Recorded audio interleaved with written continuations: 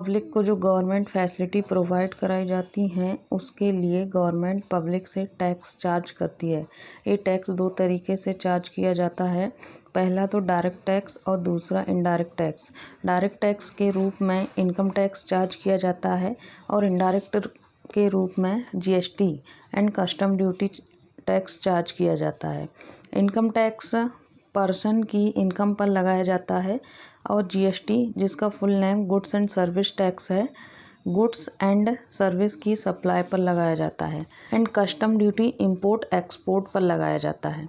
तो कहने का मतलब यह हुआ कि जब हम गुड्स या सर्विस परचेस करेंगे तो हमें टैक्स पेड करना होगा जीएसटी के रूप में। गुड्स और सर्विस सेल करेंगे तो टैक्स कलेक्ट करना होगा। जीएसटी किसे पेड करेंगे हम, यह क्वेश्चन तो आ रहा होगा ना आपके दिमाग में। तो जीएसटी हम सप्लायर को पेड करेंगे, फिर सप्लायर उसे गवर्नमेंट को पेड करेंगे। वैसे ही जब हम जीएसटी कलेक्ट करेंगे कंज्यूमर से तो हम सप्लायर हुए ना, तो कस्टमर हमें जीएसटी देगा, हम गवर्नमेंट को देंगे। यहाँ पर हुआ एक ही टैक्स का वर्डन किस पर पड़ रहा है, कंज्यूमर पर, और लायबिलिटी किसकी है, पेड करने की, सप्लायर की। इसलिए यह इनडायरेक्ट टैक्स कहलाता है क्योंकि इनडायरेक्ट तरीके से गवर्नमेंट तक पहुंच रहा है।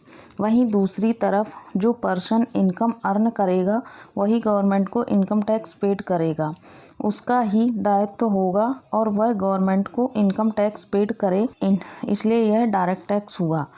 अभी हम इनकम टैक्स लॉ पढ़ेंगे, यानी कि डायरेक्ट टैक्स लॉ। इसके लिए हमें पढ़ना होगा income tax act 1961, income tax rules, finance act, circulars and notification, case law. Income tax act 1961 हमें बताएगा कि हमें क्या करना है और क्या नहीं करना है। एक्ट 1961 के अकॉर्डिंग जो नहीं करना है वह बात तो वहीं ख़त्म हो जाती है, लेकिन यदि करना है तो कैसे करना है यह इनकम टैक्स रूल्स बताएंगे।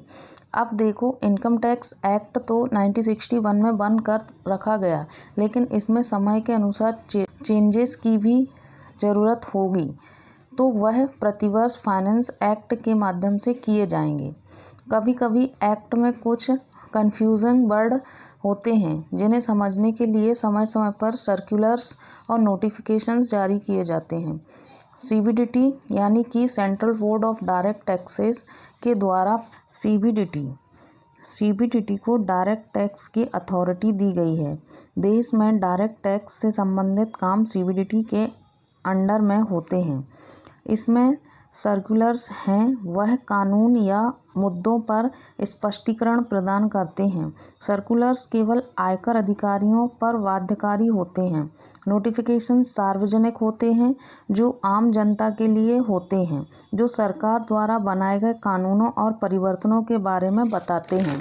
केस लॉ, यहाँ पर अभी तक हुए सारे केस इनकम टैक्स यानी कि डायरेक्ट टैक्स से रिलेटिव मिल जाएंगी, जिनकी स्टडी करना पड़ेगी, जो कंप्लीट हो चुके हैं और उनका निर्णय आ चुका है। वैसे case law, income tax act 1961 जिसमें 14 अनुसूचियां हैं, जिनको 23 चैप्टर में बांटा गया है और इन चैप्टर्स को 298 सेक्शंस में बांटा गया है। इन 298 सेक्शन में से सेक्शन 2 में आपको इस एक्ट में यूज़ होने वाले वर्ड्स की डेफिनेशन दी गई है। इसके अलावा सेक्शन 10 में एग्जम्प्ट इनकम यानी कि टैक्स फ्री इनकम के बारे में बताया गया है, जो टोटल इनकम का पार्ट नहीं होती है। और सेक्शन 80 में डिडक्शंस, छूट, यानी कि जिन इनकम पर छूट दी जाएगी।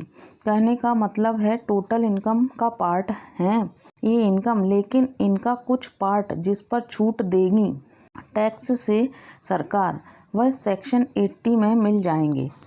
इसके अलावा इस एक्ट का जो सेक्शन 1 है वह इस एक्ट का शॉर्ट इंट्रोडक्शन है, जिसमें फर्स्ट पॉइंट बोलता है कि यह एक्ट इनकम टैक्स एक्ट 1961 कहलाता है। सेकंड पॉइंट बोलता है यह एक्ट पूरे इंडिया में एप्लीकेबल होगा, मतलब इंडिया के बाहर नहीं होगा, इंडिया के किसी भी कोने में यह एक्ट एप्लीकेबल होगा, इसकी सीमा इंडिया के अंदर है। थर्ड पॉइंट बोलता है यह एक्ट 1 अप्रैल 1962 से एप्लीकेबल होगा, उसके पहले यह एक्ट काम नहीं करेगा। 1 अप्रैल 1962 से ही यह एक्ट अस्तित्व में आएगा। बस ये 3 बातें हैं जो सेक्शन 1 में बोली गई हैं इस एक्ट की।